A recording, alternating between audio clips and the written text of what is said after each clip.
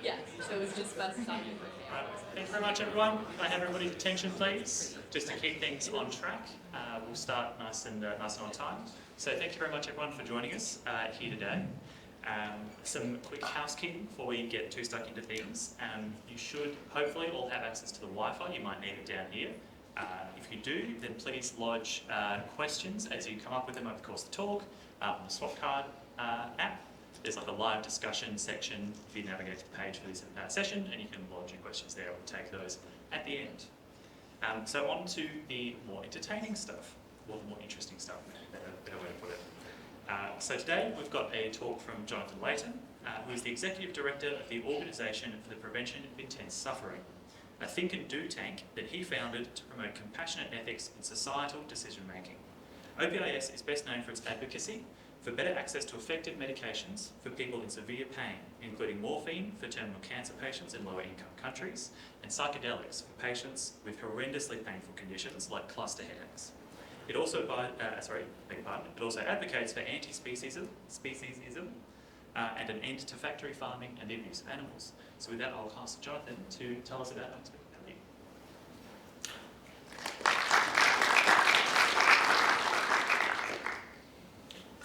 Thanks very much.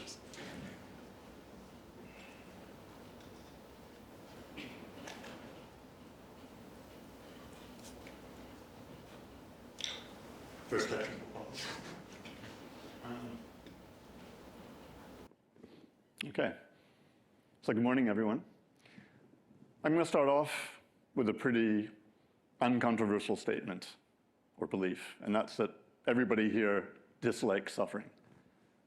And I'd go further and say that I guess everybody in this room would agree that if we could wipe out all the extreme suffering in the world, or at least drastically reduce it, that would be a good thing. The world would be a better place. And I can give a few examples of that. For example, ensuring that everybody who's in severe pain can get access to effective medication to relieve it, or that the horrible abuse and torture of factory farmed animals would finally come to an end. And even a topic like wild animal suffering, I mean, this is a topic that's not really of mainstream concern, but it's considered a respectable topic of discussion within the EA community. And I think that's a good thing, and it says a lot about the effective altruism community and its open-mindedness. But the moment we start to think about the other things we could do with our resources, with our time and our money, things start to get a little trickier. So for example, how much does suffering matter compared to the idea of filling our galaxy, or maybe even the forward light cone of the universe, with blissful sentient beings? And how much would it matter, and how would we prioritize? So in the next 20, 25 minutes or so, I'm going to challenge a line of reasoning about what matters and about how to prioritize that goes back probably around 200 years to the classical utilitarianism of Jeremy Bentham and John Stuart Mill, which is a kind of thinking about ethics, which is pretty dominant, I would say, within the effective altruism community. And what I'm going to do is I'm going to propose a somewhat different way of thinking about ethics, which I think rests on more rational, or more solid rational grounds. Okay, so let's dive in and let's talk a little bit about suffering. So I think we can say that all suffering, ranging from minor sadness or frustration, all the way to extreme agony and despair, it all has this aversive component, which means that the person or the animal wants this state of being to go away, to disappear. It's a desire or an urge. But for the moment, I'm going to suggest that we put aside minor suffering that we all put up with and accept as part of life. I'd like us to focus on really severe suffering, which can be so extreme as to enter the realm of the unbearable. And I'm going to give you, let's say, a few examples of this. So the first one, as mentioned before, is cluster headaches, which is an area that I'm quite familiar with. It's a horrendous condition. It's described as one of the most excruciating pains known to medicine. Patients describe it as being like being stabbed in the eye with a red-hot ice pick. It's really, people end up committing suicide very often in order to escape the pain. And of course, there are many other examples of severe suffering.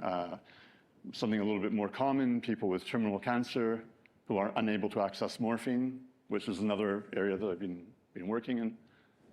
And we can think of many others, having severe burns over 90% of your body, or being tortured by the sadistic agents of a totalitarian regime, something which is happening right now in occupied Ukraine.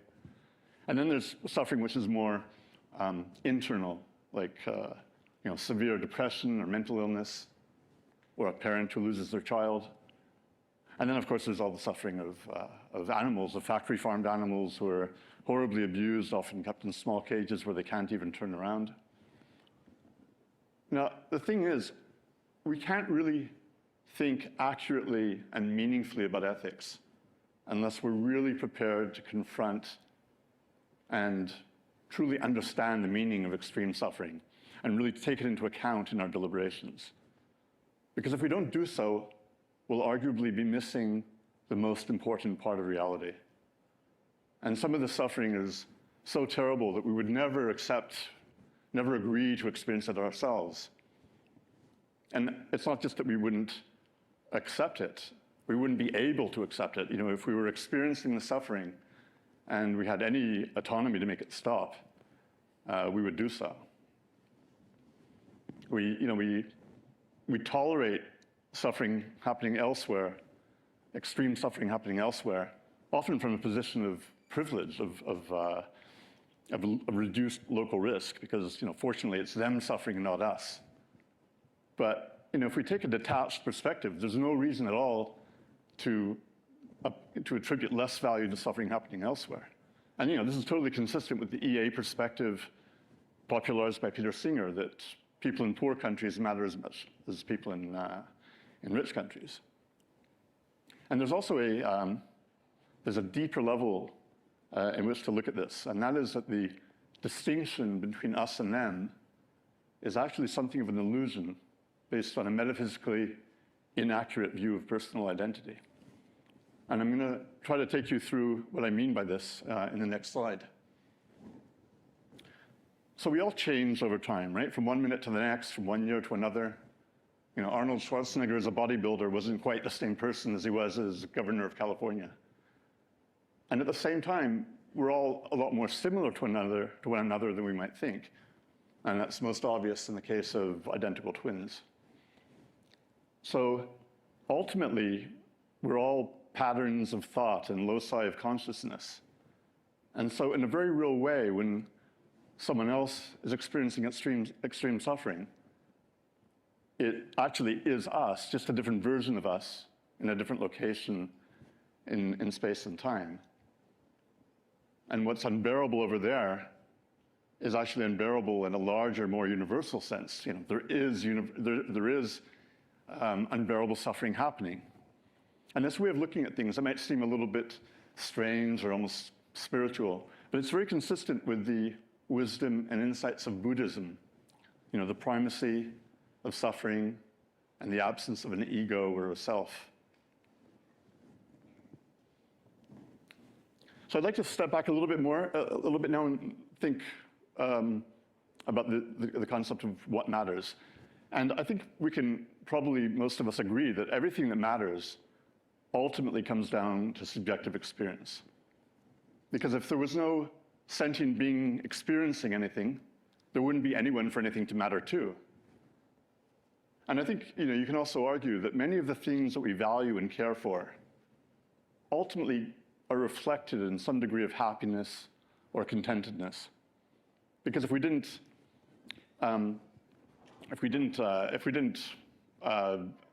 make us happy, or if they didn't at least make us glad to be alive, we wouldn't value them. And again, this is a pretty common view, I think, within effective altruism, this focus not just on conscious experience, but on hedonics, on happiness and suffering. Where there's disagreement is on how we think about happiness and suffering, and in particular on the relationship between them. And this relationship between happiness and suffering is something I'd like to explore in the next few minutes. So again, we have a depiction of a cluster headache here, cluster headache attack. And I use this because it really is a pretty good example of severe suffering.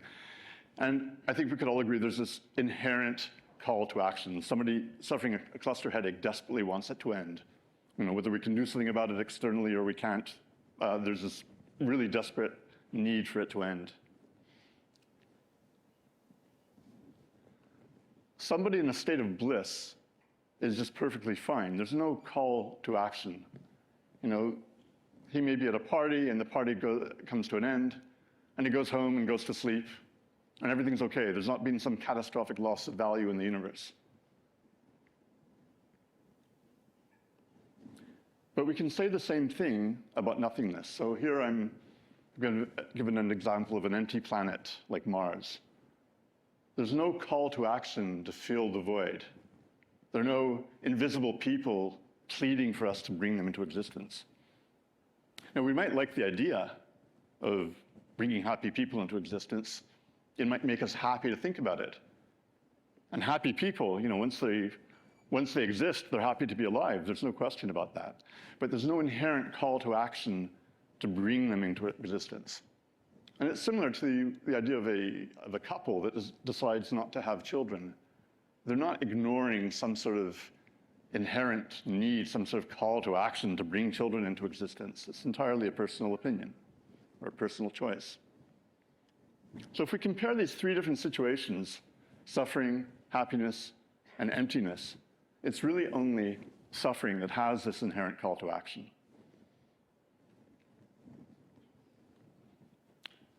And so if we think about ethics as being about directing our attention to things that have a need to be changed in the world, then the concept of urgency becomes extremely important. And only suffering has this urgency about it. And just to be clear, I don't mean urgency in the sense of having a limited time frame in which to act, but urgency in the sense of there's an inherent need to change things. And I want to stress a really important point here.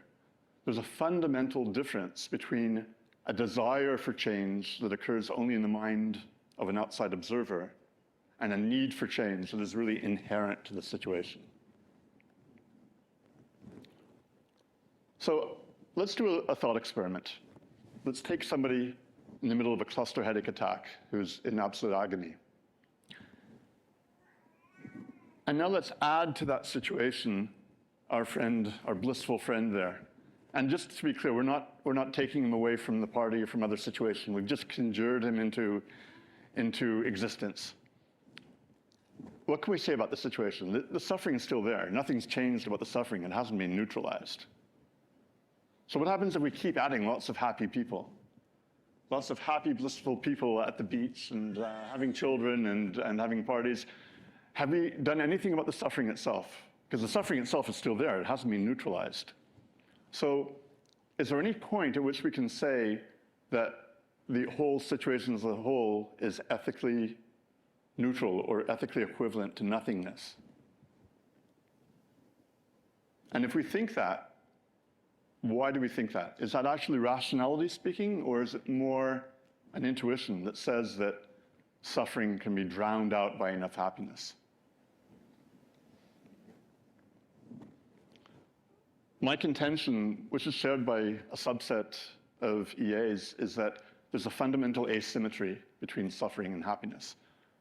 And this is an image from an animation from a short film I made a few years ago, which was meant to illustrate this point. So let's get into the realm of numbers, because EA is a lot about numbers and doing calculations. The point I want to make with this slide is that when we transform the territory, in this case the territory of conscious experience, when we transform it into numbers that are meant to represent it, it's extremely important that we get this right, that we do it in a meaningful way. Because once we're in the realm of numbers, we can do all kinds of calculations and manipulations, and we can have the impression that we're being very precise and very methodical. But if the numbers don't represent reality very accurately, we can end up with conclusions that just aren't valid. And I'm concerned that a lot of the ways that suffering and happiness are represented by numbers by rationalists is not always representative of reality. So let me tell you a little bit more what I mean by this. So we think of suffering and happiness as being polar opposites, like light and dark.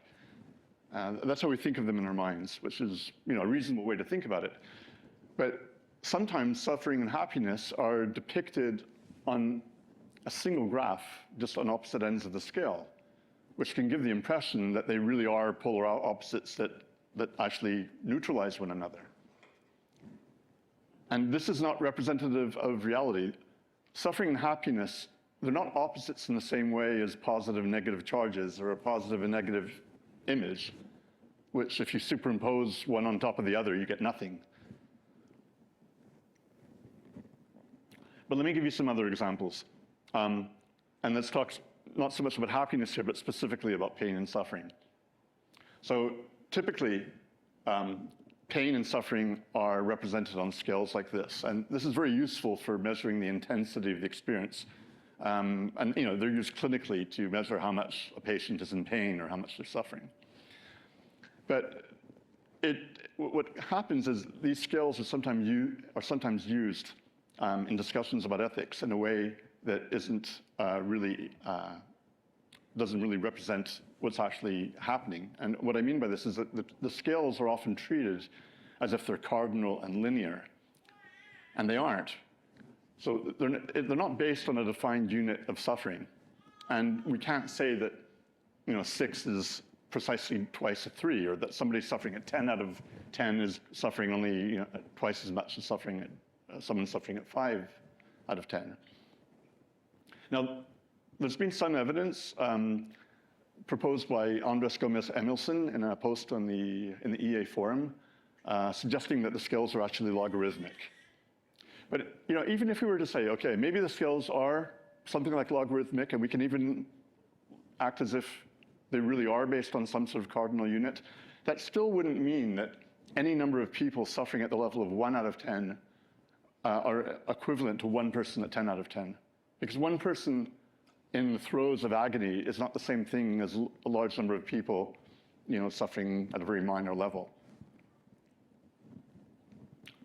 In my new book, I use a metaphor to try to explain this point. I wrote, you can run up thousands of little hills, but you'll never get the altitude sickness you can get on a single Himalayan mountain trek. And in a similar way, lots of neurons firing individually in different brains is not the same thing as the same number of neurons all firing together in one single brain, giving you one intense experience. But the way many people writing and thinking about ethics depict happiness and suffering is with something like a unit called hedons, which are often referred to as either positive hedons or negative hedons. And they're treated as if they are units of mass or units of charge, as if they can just be sort of scrambled or scattered around or distributed in any number of ways and still have the same significance. And I think that's a very inappropriate way of thinking about suffering and happiness, which aren't composed of tiny units, but are really unified experiences occurring in a brain. Now, the use of the concept of hedons and the idea that we can aggregate them, that we can just add together lots of pluses and minuses, leads us to situations where we could take a complicated mixture of experiences like happiness and suffering and just add them all together and get a single number that represents the whole situation. And then we could determine whether the number is positive or negative, whether the overall situation is net positive or net negative. We could take a situation where there's absolutely no suffering, like our blissful friend there, and we can take another situation that is full of suffering. And in theory, if we played with the numbers, we might get the exact same net number of hedons. So a situation where there were lots of terrified, drowning children, to take another EA reference, and one where there's no suffering at all, could have the same ethical significance. I mean, think about that, where this kind of reasoning leads us. Now, just to be clear, in a single individual, happiness and suffering can be very closely related. So, for example, somebody who's in severe pain in a hospital and is visited by friends, they'll find that their suffering is suppressed. And also, if somebody is suffering and the suffering is completely relieved, all that will be left will be happiness or some degree of contentedness. And it's also true that we might suffer if we feel that we're not experiencing enough bliss, if we have this fear of missing out, that we're not enjoying our lives as much as we can. So in these and probably a number of other ways, happiness and suffering are very intimately connected. And it's also true that reducing suffering and increasing happiness are often approached, often use similar approaches and achieve similar outcomes. But these are all occurring within the brain of a single individual.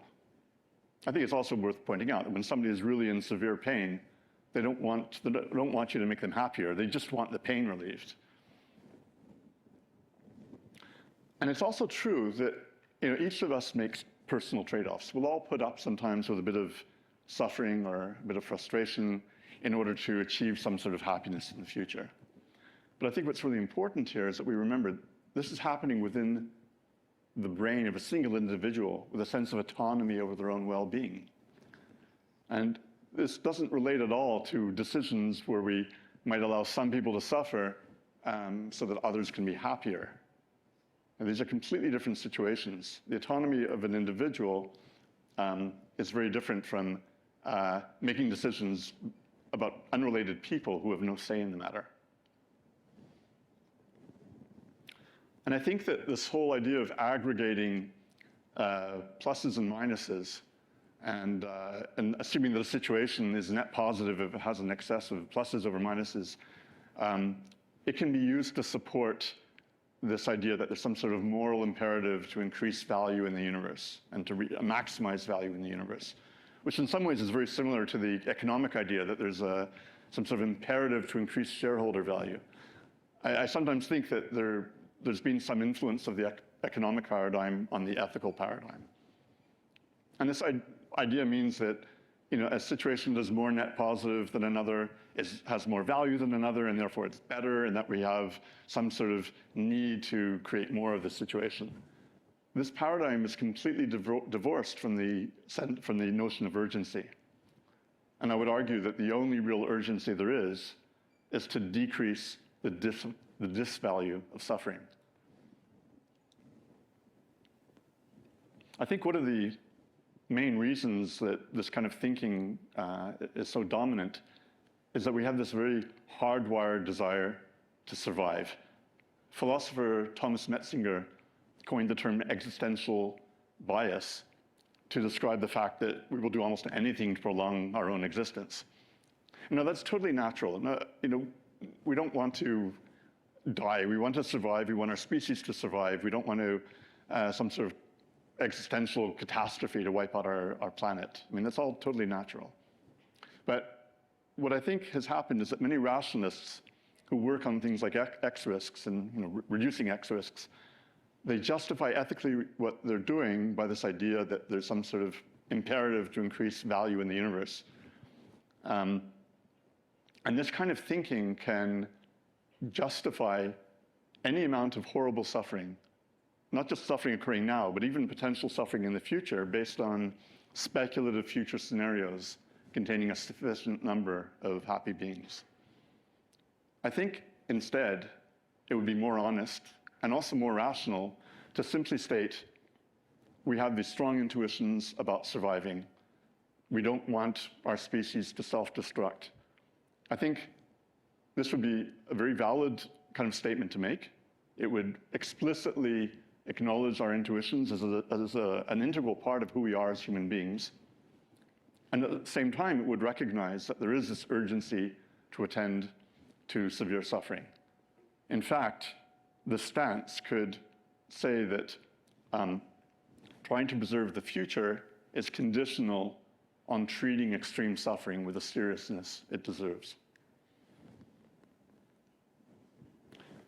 So this is a picture of my new book, and I'm showing it to you not just to plug my book, but because the cover illustration really encapsulates what I'm trying to say. Instead of thinking about some sort of external balance in the world between happiness and suffering, I'm suggesting that we focus on an inner balance. The inner balance between, on the one hand, trying to think rationally about preventing as much suffering as possible, and the intuition, basically to survive and to thrive and to have lives full of meaning. So it's basically a dance between two different ways of seeing the world and being in the world. And the ethical framework that I propose, which encapsulates this idea, I call it XNU+. So the U is, that represents the focus on impact, which we find with utilitarianism, but without aggregating things that are unrelated.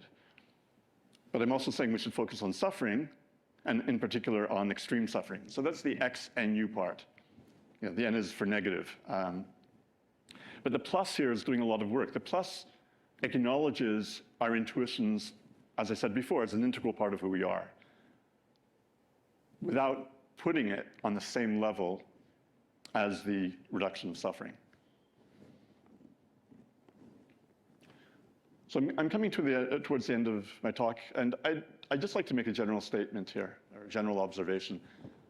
We're not responsible for the state of the world as it is.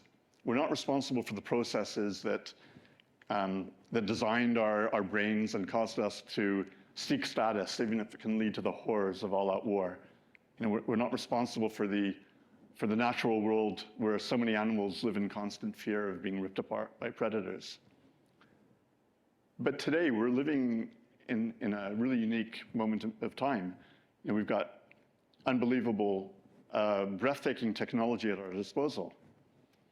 And so if we're to have any influence on how things develop and on the future of our world, I think it's really important. I think it's actually critical that we not simply accept and perpetuate the evolutionary principles on which our brains were designed and the ethics that they embed, because those ethics can allow us to tolerate the intolerable.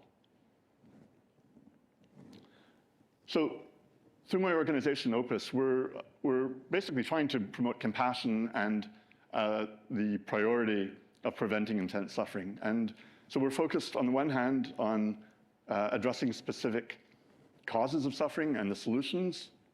For example, ensuring that people with cluster headaches can get access to certain psychedelics, which have been found to be dramatically effective in aborting and preventing attacks. And then, I would say, more ambitiously, we're trying to have some kind of influence on promoting compassionate governance and systemic change. Because I think ultimately, if we're to have any chance of addressing the vast amount of suffering in our world, we're going to need greater global cooperation based on addressing needs.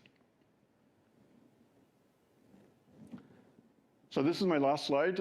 If you'd like to do some further reading, well, in addition to my own book, there's a book by Magnus Vinding, which takes a somewhat different approach, but is very much aligned with these ideas. And there are a couple of pieces of shorter reading that also illustrate these ideas. And then there's my own personal website, the OPIS website, and then an email address where you can contact me if you have any questions at all. Thanks very much.